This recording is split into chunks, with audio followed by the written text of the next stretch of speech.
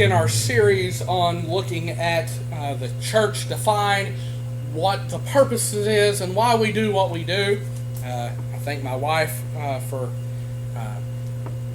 taking over for me last week, and now y'all are in for a special treat because I missed last week. I get to make up and do 2 messages in one, right? Wow, I didn't get a single amen on that one. I will only do the one. I won't make it up from last week. But she did a fantastic job last week. And for those online who missed that, or if you just want to go back and hear it again, it is on our channel, and I highly encourage you to go back and listen to that. Stewardship in church has always meant giving. But over the last few weeks, we've looked at stewardship meaning a whole lot more than that. We've looked at that it's, are we letting our stuff control us, or are we controlling it? We looked at whose stuff it really is, because none of us got it on our own doing. It was God who either gave it to us or gave us the ability to earn what we have. And this week, I want us to look at the real root of stewardship. And this will get us into the next part of the series that we're going to look at, is what the church should be doing as a whole. And this morning, we're going to look at how to make sure that our heart is right.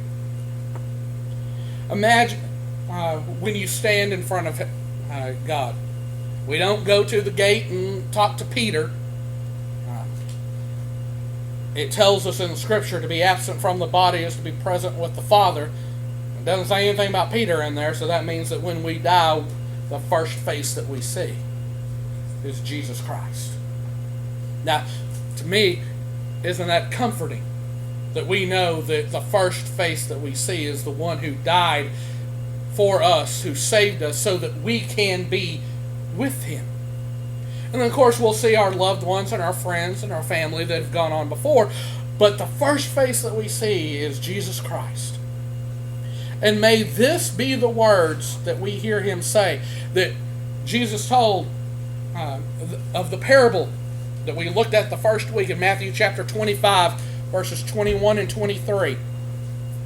Well done, good and faithful servant. Enter into the joy of your master. That's what we long to hear when we get there. That's what we want to hear on a job. When it comes time for our paychecks, don't you want to hear, well done, good and faithful servant, here is your paycheck. You don't want to hear, you did nothing, here's your pink slip. Or we'll mail you your check in a few weeks. Because, you know, if it's being mailed to you in a few weeks, you're not coming back on Monday. See, but part of stewardship is the motivation behind it. It is giving, but what we really need to know, and that's why I haven't really got so deep into it, is not so much a rule book. Yes, we are to bring 10% to God. That's what He says. We're supposed to bring the first fruits. So right off the top of what we get, that's what we're supposed to bring to Him. That's what the Bible says. That's what is pleasing and acceptable. But it's not just bringing the money. I could bring, if I had it, I could bring $1,000 and put it in the offering plate, and that's great. And the church could really use that money. Somebody could give us a check for $5,000, and that's great, and the church could really use that money. Somebody could give us $2, and that's great. The church can really use that money. But what's the motivation behind it? Are we just giving because that's what we're supposed to do? Are we giving because it's church and that's what you do at church? Or are we giving because we have a heart to give?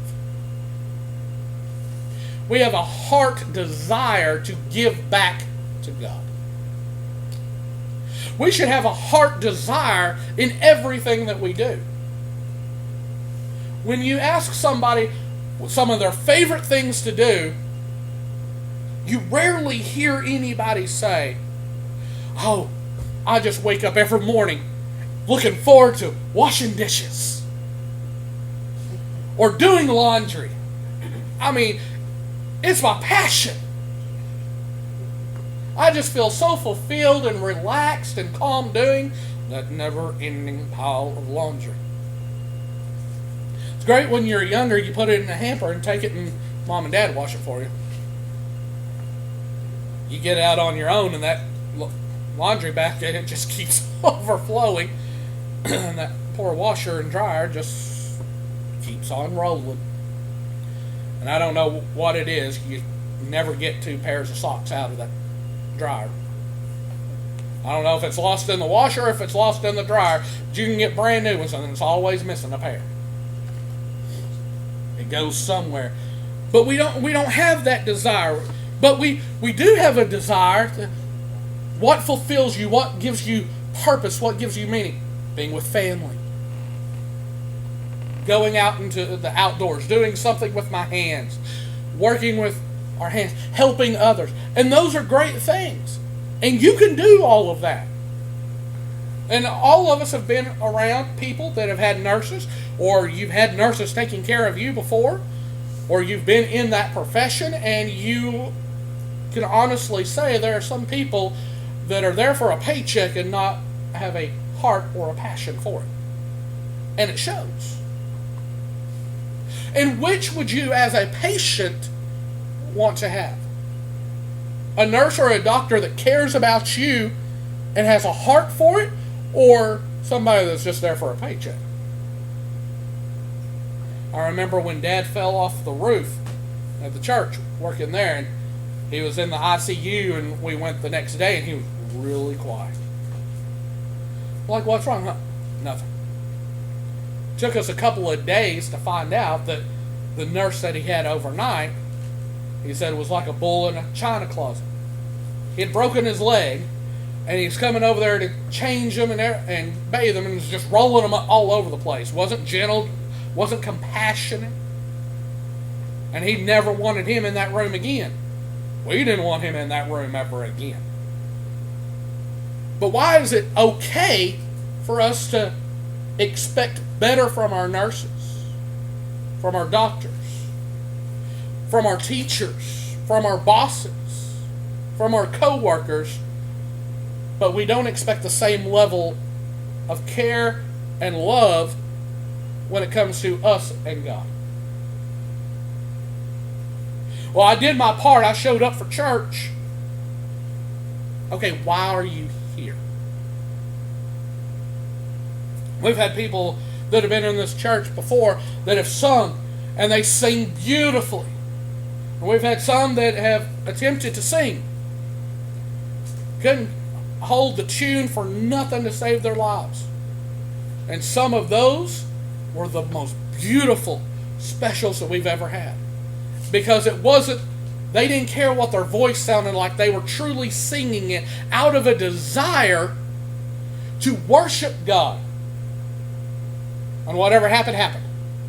They opened their mouth and it fell out. And it just fell out.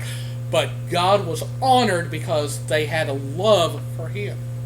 That's why when we do something for God, it doesn't matter if it looks like we fell flat on our face. If we're doing it for God because we love Him and we want to honor Him, then it doesn't matter what we do. God will use that, and it will grow and flourish, and it will bring honor and glory to Him. Well, I can't do much of anything. Can you scrub a wall? Can you push a vacuum? Can you fold napkins or dish towels? Can you carry out a bag of trash? Can you wipe down a pew? Can you pick up trash? Can you clean a bathroom? Can you make sure that there's toilet paper or paper towels in a bathroom? Well, those aren't glorious jobs. Who cares? I heard one person say, the best way that I train leaders is I send them with cleaning supplies to a bathroom. Big, multi-million-dollar company, and if you are training to be a leader, he sends you to clean a bathroom. Because if you can't do a good job cleaning a bathroom and be happy with having a job, you're never going to be a great leader. See, it should be the same way with us when it comes to God. We should have a desire to serve Him regardless of what position it is. Whether you have a title after your name or not. Whether it's cleaning bathrooms or leading worship. It shouldn't make a difference to you. Whether it's picking up trash in the parking lot or preaching the message. It shouldn't make a difference because it's all for God's glory, God's honor, not for yours. That's why the psalmist said, not unto us, O Lord, but to you be the glory and the honor. Because everything that a church does should be honoring and glorifying God. Including how we give. If we put a penny in the plate, it should be just as honorable and just as worthy as somebody that puts $1 million in the plate. Because to someone, that one penny could have been their $1 million. And to the one with $1 million, it could have been just a drop in the hat to what they have. This morning, we're going to talk about one of my favorite stories. Of Martha and Mary. So, go with me. John chapter 12, verses 1 through 8. This is a story that is found in Matthew, Mark, and John. During a visit to the home of Simon the leper, a woman emerges with a year's wages worth of precious perfume and pours it on Jesus. It is the story that is recorded in the book of Luke. The rest of them tell a different story that kind of occurred the same way. We're going to look at John's account this morning and see that stewardship is all about the heart, not about the causes.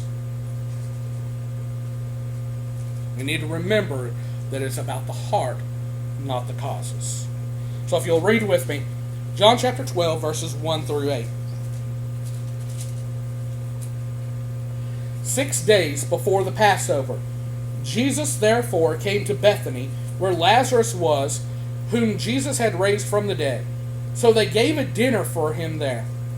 Martha served, and Lazarus was one of those reclining with him at table. Mary therefore took a pound of expensive ointment made from pure nard, and anointed the feet of Jesus and wiped his feet with her hair. The house was filled with the fragrance of the perfume. But Judas Iscariot, one of his disciples, whom he was about to betray him, said, Why was this ointment not sold for 300 denarii and given to the poor?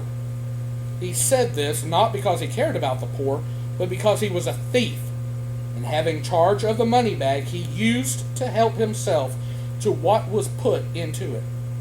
Jesus said, Leave her alone, so that she may keep it for the day of my burial. For the poor you always have with you, but you do not always have me. I love this story, and when we get a little bit farther into it, you'll understand why. I was told that Butterball has a hotline to answer questions. If you have any problems or questions on how to cook a turkey or anything like that, then you can call them. A few years ago, before Thanksgiving, one of the workers received a phone call early in November. The customer wanted to know if a turkey that had been frozen for over 15 years would harm him. After some searching, the Butterball employee responded that it appears that the meat of the turkey that had been kept deeply frozen for 15 years probably would not hurt you, but the flavor would be decreased. To that, the caller said, That's what we were thinking also. That being the case, we'll just donate it to the church. Well, You think it's funny, but we do that all the time. Because instead of giving our best, as that old hymn says, give your best to the master, we give what's left over. Well, if I have anything left, then sure, I'll give it to him. But why wouldn't we want to give our best to him? Why are we always wanting to hold back?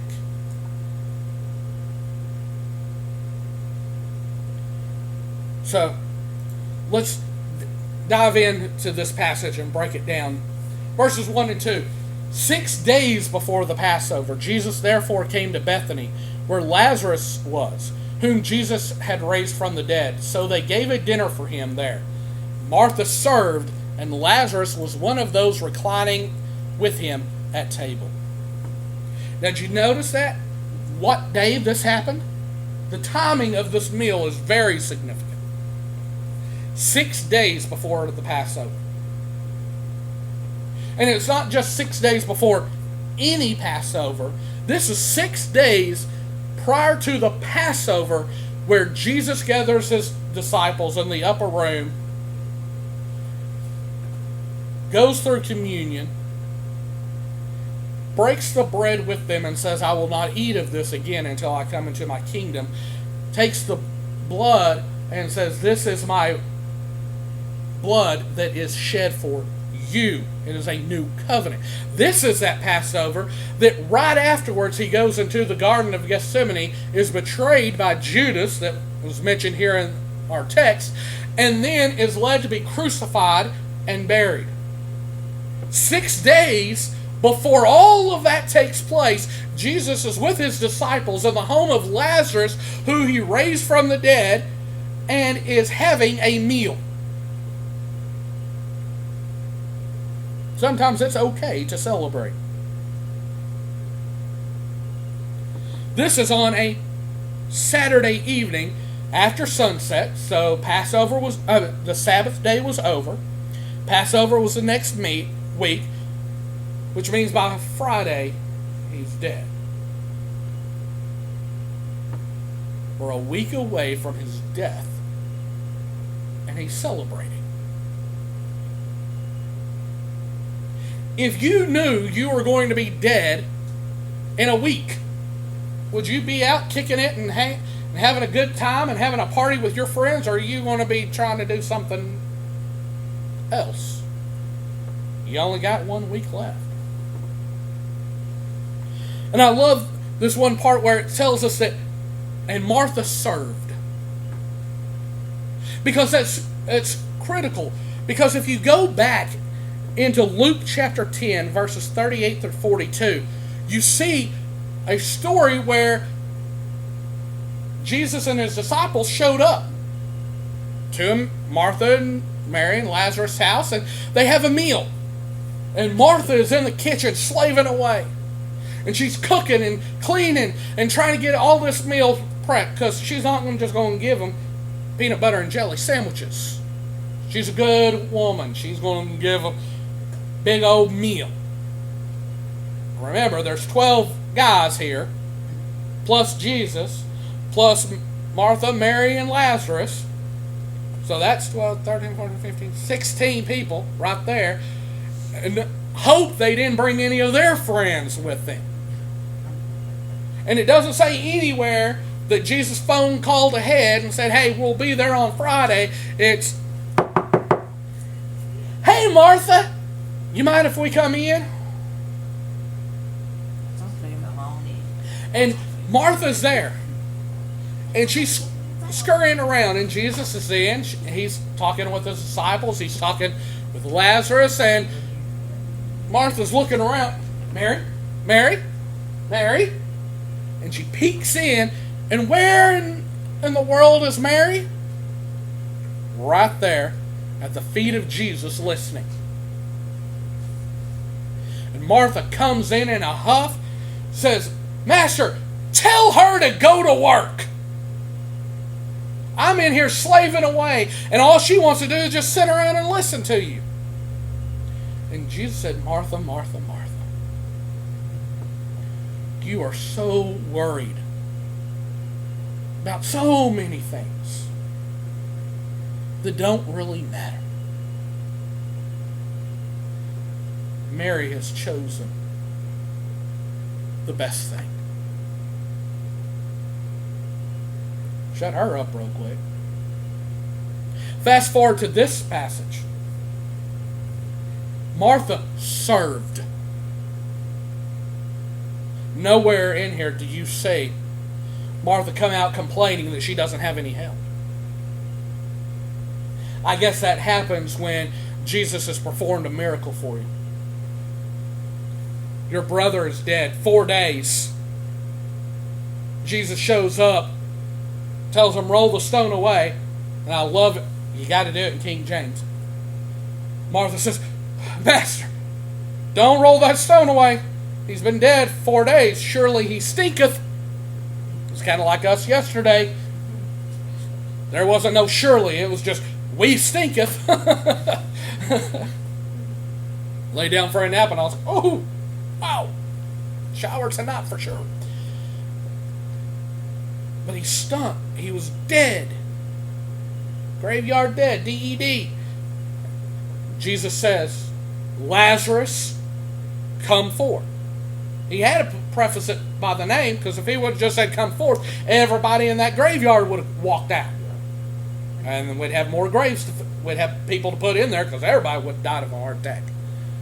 I mean, I'm sitting there and somebody pops out of that grave that's been dead and starts walking. Nope. If I'm not dead there in the graveyard, I'm dead somewhere while I'm running away from that graveyard. But he said, come forth. And he walked out. Said, unwind him and give him food. I love that. Anytime he brought somebody back from the dead, he always told them, eat. I guess that's where we have a funeral and have food after. But he's alive. And here it tells us that Lazarus is sitting at his feet.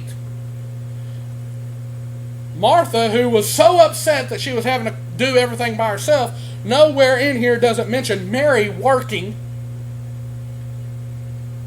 But Martha served. She did it because she loved Jesus. Because she wanted to do it. I guess when your brother is dead and comes back to life, you'll do anything for the Master.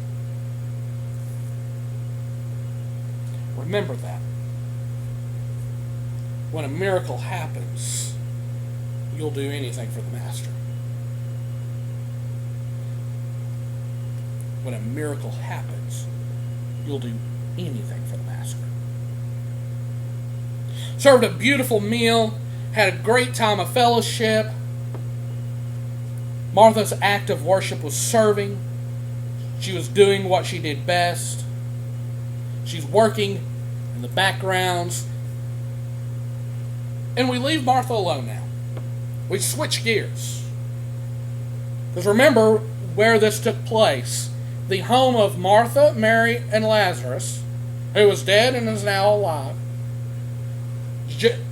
Lazarus is sitting at Jesus' feet, eating with him, fellowshipping with him. Martha's in the kitchen, cooking, preparing, doing dishes now that the meal is served. She's happy and content. Lazarus is happy and content, but we're missing somebody. We're missing Mary. And now enters Mary. Verse 3. Mary, therefore, took a pound of expensive ointment made from pure nard and anointed the feet of Jesus and wiped his feet with her hair. And I love this. The house was filled with the fragrance of perfume.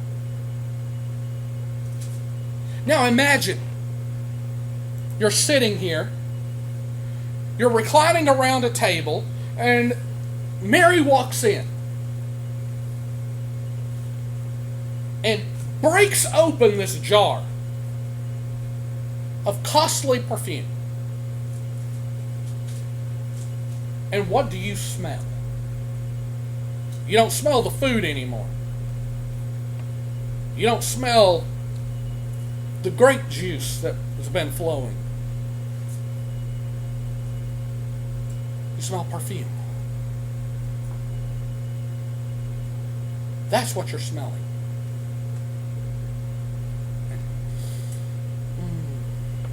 You can just, it permeates the room.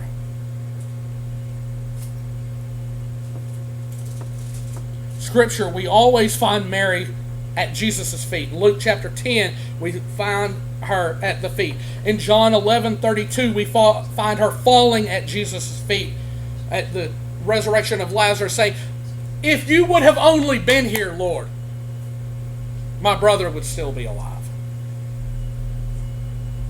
And here we find him at the feet of Jesus with an expensive perfume and washing Jesus' feet. But notice how she's washing his feet. What is she washing his feet with? She's drying it with her hair, but where's the water coming from? Not from the perfume. Really?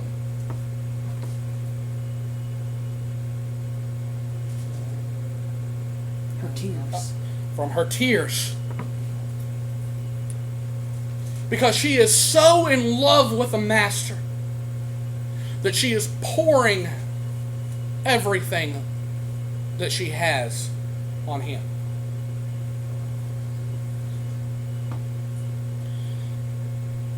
She's remembering the words that Jesus said, that he was the way, the truth, and the life. She's remembering what he did for her by bringing her brother back to life. Remember, in those days, it was rare for a woman to do a whole lot of work outside the home, other than what Cherie talked about last week. It was the textile stuff. You don't see them going out working in a vineyard that often. If they were a stranger in the land, like Ruth was.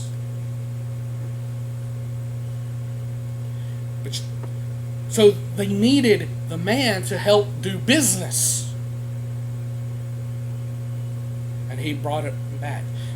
Mark and Matthew records that Mary anointed Jesus' head, and perhaps she started there, but John, who obviously was there as a disciple, migrates down to the feet. Why would he purposefully go to the feet instead of the head? The head is where the place of honor is. But the feet? If you read in Luke's version, where it's at the house of Simon, the leper, the servant, the lowest servant in the house, when a guest walks in, is supposed to wash the servant's feet. Remember, they don't have tennis shoes, they don't have boots, they have open foot sandals. They don't have all this great pavement and asphalt. They have dirt roads and grassy fields. And so as they're walking, they're kicking up dust onto their feet. We don't have carpeting in our houses. And even though it may be a dirt floor, you don't want extra dirt.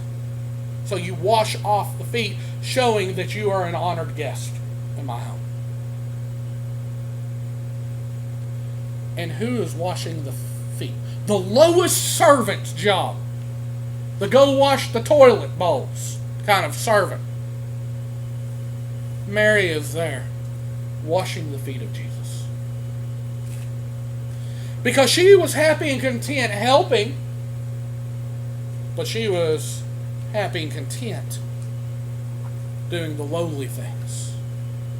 After all, Jesus performed a miracle for her. How could she not serve him? She anointed his feet with a pound of very costly nard. Total name is spikenard, that was used Mark records that it was an alabaster flask, and she broke it. The flask was a very costly perfume from India. It was worth at least 300 denarii, about a year's wage for a common laborer. It's still available today at over $20 an ounce. $20 for an ounce of perfume. Wow, that's some pretty expensive perfume. Mary had a Roman pound, about 12 ounces. So that would make it close to today, $240 for that bottle of perfume, which is a lot of money now, but that's a whole lot of money back then. I mean, think back to the early 80s and into the early 90s when minimum wage was $5 something. Or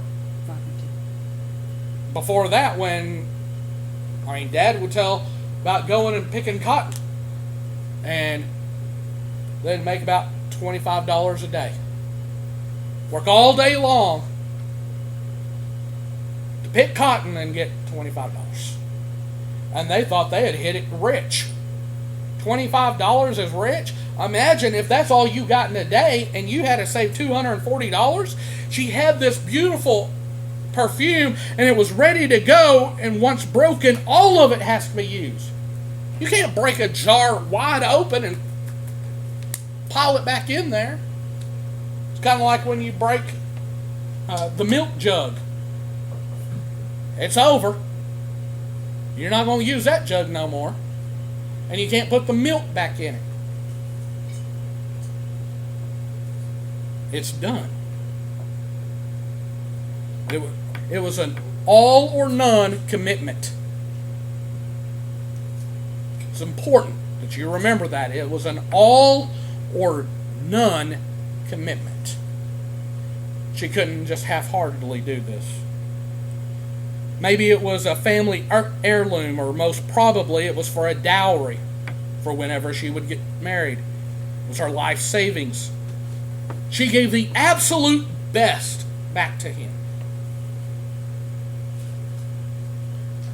Mary giving all is no different from the poor widow who gave all she had, that we see in Mark chapter 12, verses 43 and 44. Jesus sitting there watching everybody pour in, and this one woman drops 2 pennies. Everybody else is just putting bags and bags of money. And Jesus said these words, "Truly I say to you, this poor widow has put in more than all those who are contributing to the offering box. For they all contributed out of their abundance, but she out of her poverty has put in everything she had. All she had to live on."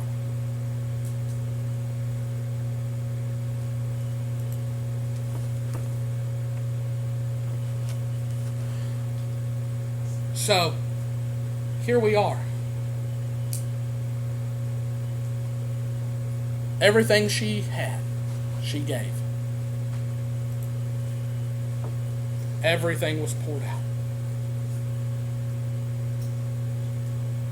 No, she didn't use it on her brother. She didn't use it on a friend. She didn't use it on her boyfriend or a future husband. She used it on Jesus Christ. Because he was worth everything she had. In verse 7, Jesus said that Mary was doing this for his burial. Remember, we're 6 days away from Passover.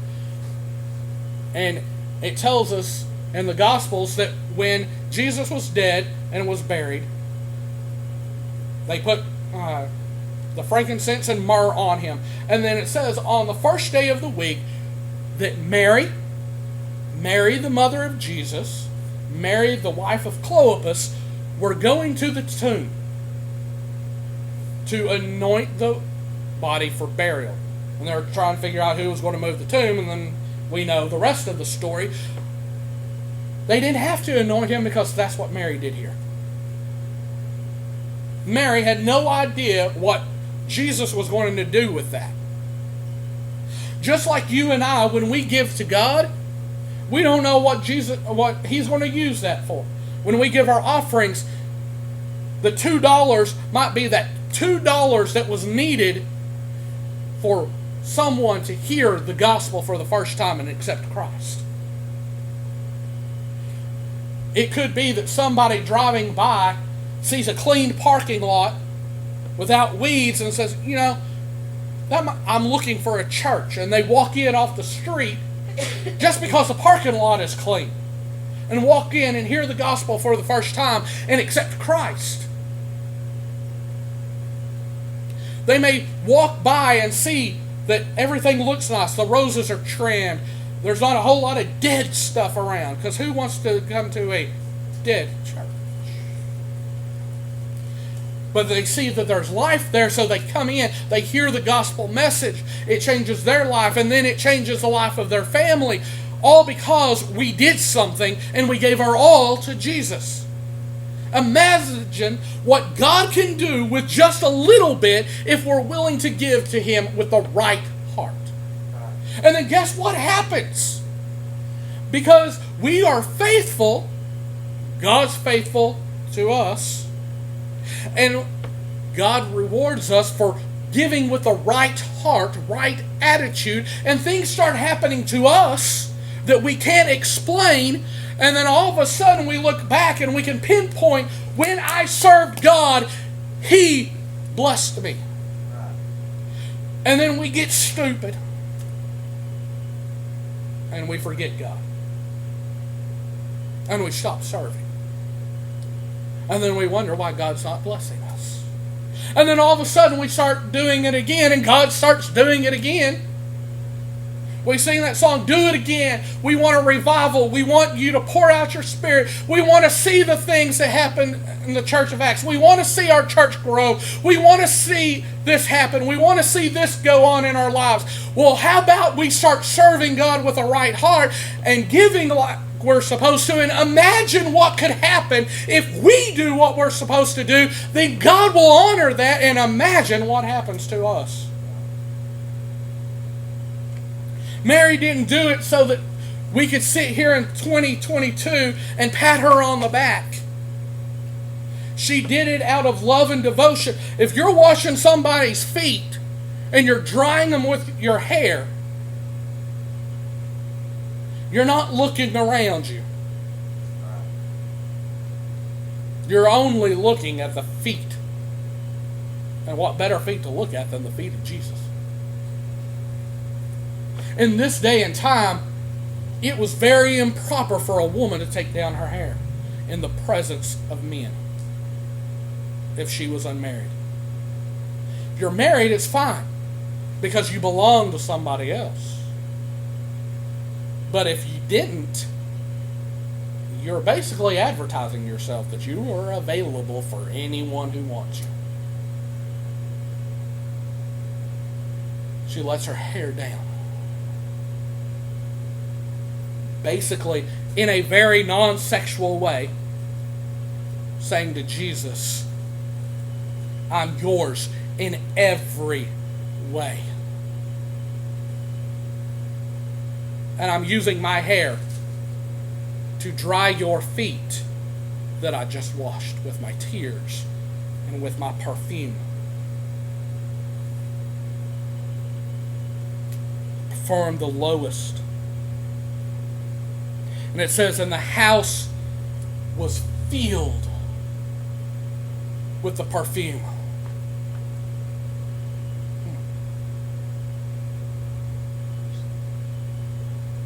It permeated the entire house. There was a statement of an eyewitness. I mean, I can tell you what it's like to be in a room that's full of fragrance. I can kind of describe it to you, but I can't tell you everything about it because you can't experience it. But when you experience it, whew,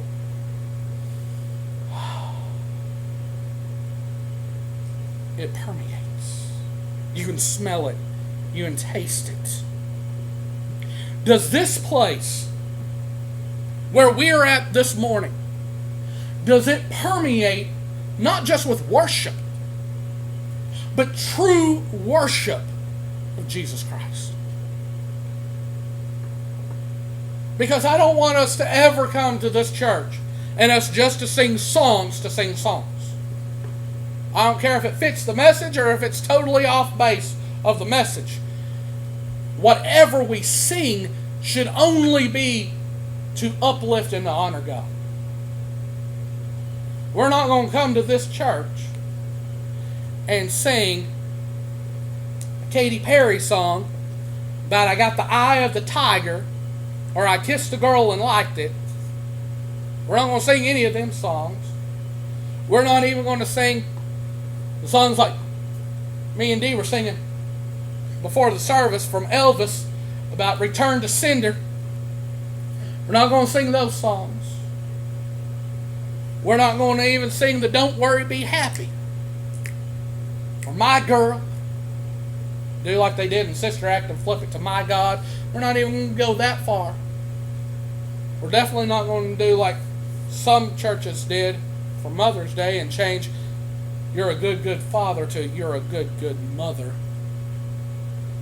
Believing that God is non-gender. He's not. They're partially true. He's not. He's a spirit being.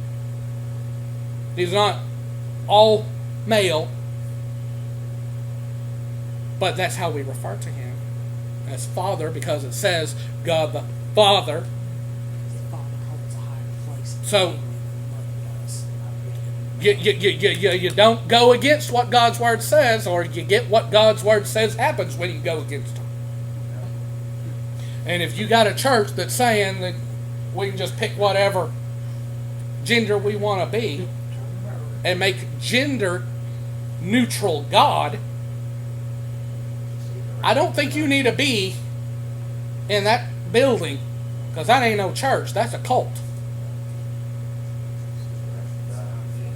Because they get twisted, which you think that's going off base, but it's not, because someone in that room saw all this worship going on and got twisted. Verses 4 through 5.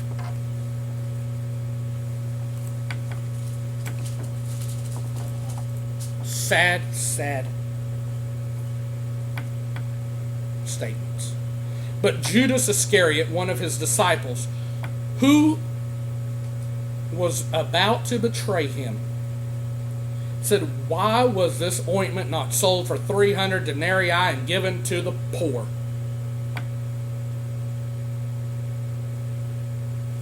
Really?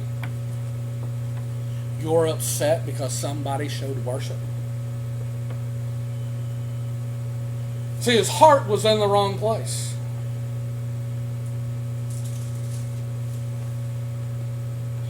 Mark and Matthew record that the other disciples were in agreement with Judas. But as we know, Judas had other motives. Verse 6. He said this not because he cared about the poor, but because he was a thief. And having charge of the money bag, he used to help himself to whatever was put into it. We had a good offering today. Gas is expensive. Let me take $100 and put it in my pocket, and whatever's left over, then Outback sounds good for lunch today. No, that's not what the offering was given for, so that I could go out and eat at Outback. The offering was given so that it would further the kingdom. What we're giving helps what we talked about this morning in our prayer circle about our missionaries around the world and around our country and in our state and in our city that we're supporting. It helps that. It helps keep the bills on, the lights on, the water running, the AC running on 100-degree days. What are we willing to get over so that we can give with the right heart?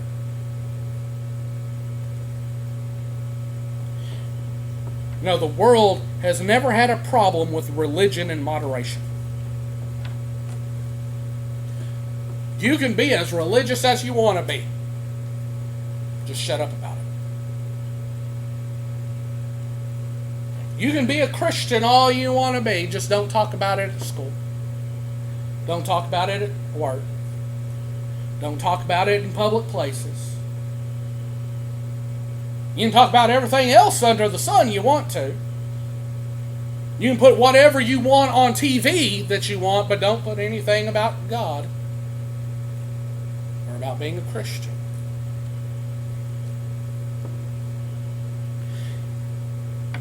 Has no problem with too much wealth or power or sex or influence. But too much religion is just, that's too much. That's where we got to draw the line. We got to draw it somewhere. We'll just draw it right here. Like we're the ones that are wrong because we follow the book. Instead of whatever is. The disciples, on the other hand, said it was a waste because they thought that they were being practical. They weren't saying it out of greed like Judas was. They were saying it because it makes sense. I mean, $240, that's a lot of money that could have been given. You see the commercials all the time, 15 cents a day to feed a child.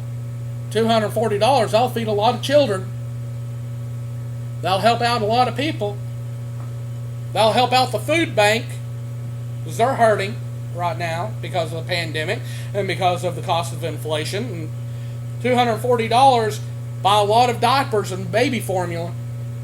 $240 fill up several vans with gas at the children's home so that they can go do events, or at High Point so that they can take the villagers there to different jobs. They help out at Impact Lubbock that we sponsor as well with feeding meals. They'll go on different trips so to let them know that they're not what the world tells them, that they're damaged goods.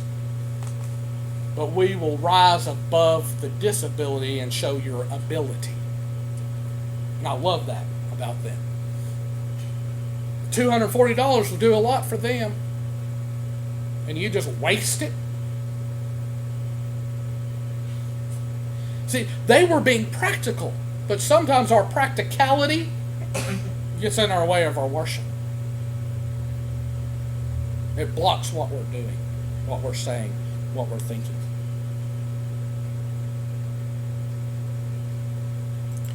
Verse 7 and 8 is where Jesus tells us, leave her alone. Leave her alone, so that she may keep it for the day of my burial. For you always have the poor with you, but you do not always have me. That's what we need to remember. The issue here is not between Jesus and the cause of helping the poor. It was between always and not have always. You'll always have the poor. Don't matter how much money you pour in to all these great and needed and worthwhile places, you're always going to have poor people. Because just when we make everything level, the cost of living goes up and you'll have some more poor people. But you will not always have Jesus here on earth. And so we need to make sure that we are doing the right thing. His time was growing short. We need to make sure that our focus is on Him. Our first question is not social justice.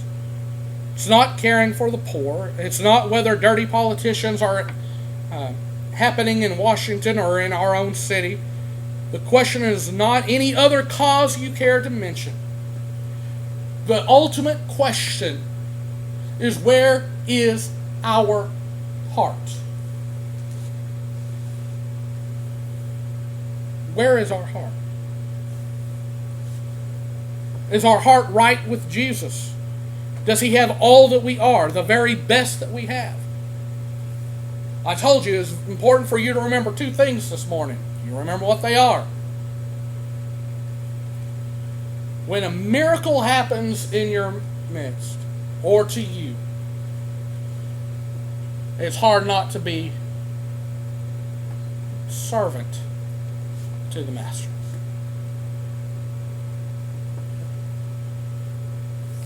A miracle has happened to you. When you, wherever you are, however posture you are in, when you cried out to God and said, God, forgive me, I am a sinner. Please come into my heart and be my master and save me. A miracle took place. You, as disgusting and worthless and wretched as you are, and me included, had a blood transfusion.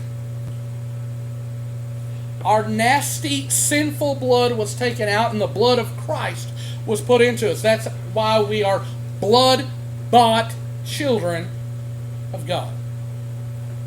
We are joint heirs. We are adopted into the family with full rights. And we were saved and separated. And we can live in glory forever and ever and hear that, well done, my good and faithful servant, if we have done what God has told us to do. So we have seen a miracle because it happened to us. In this church, we have seen miracles take place left and right on things that we have prayed for that God has miraculously done. And people that have been healed, people that have been restored, relationships that have been restored, finances that just appeared out of nowhere, or bringing people back home. It doesn't make sense. It doesn't make sense why this stuff happens. But it's because of God. And if He does this for us, don't ask me to do anything.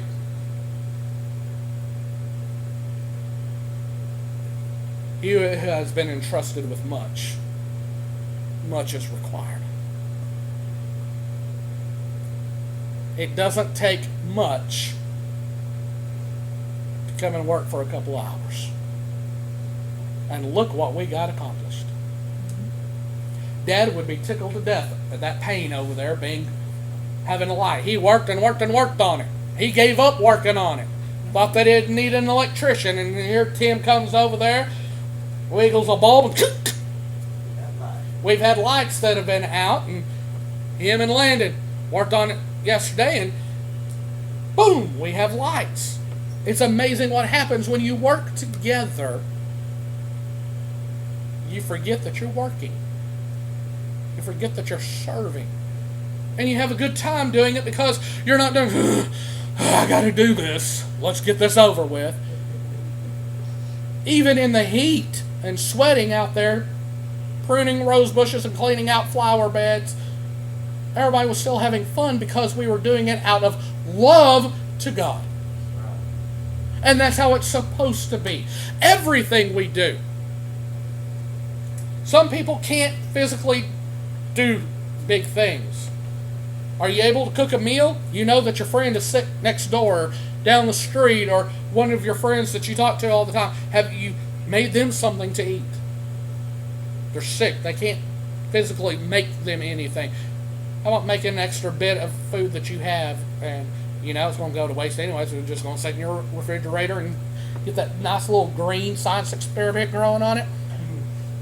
How about give it to somebody else? Not the green scientist.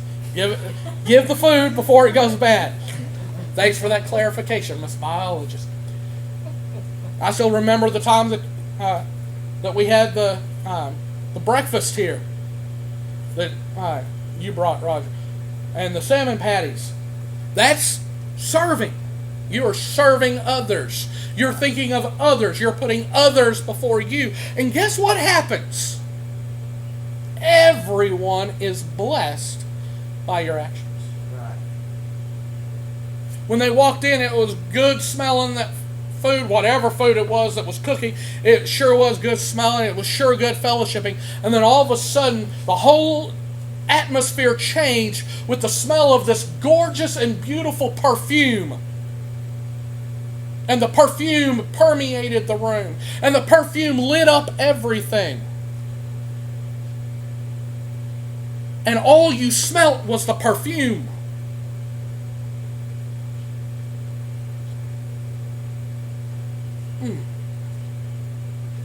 And that's all you could smell.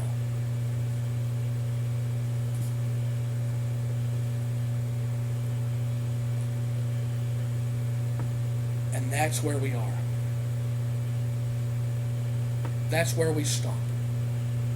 So this morning, I encourage you to come to the altar and give Him all that you have, remembering all that He has done for you.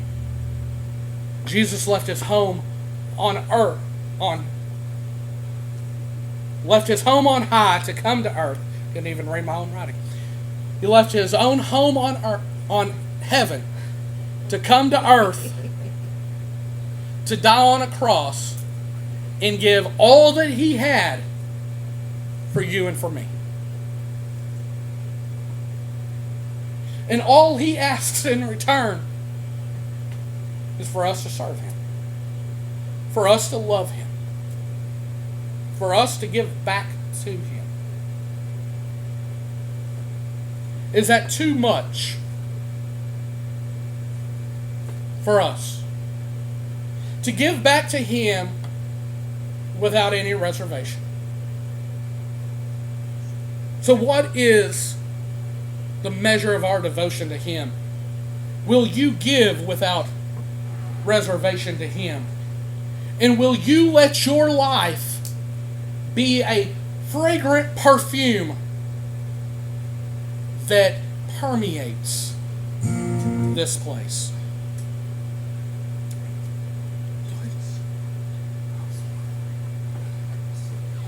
Because that's what it's all about.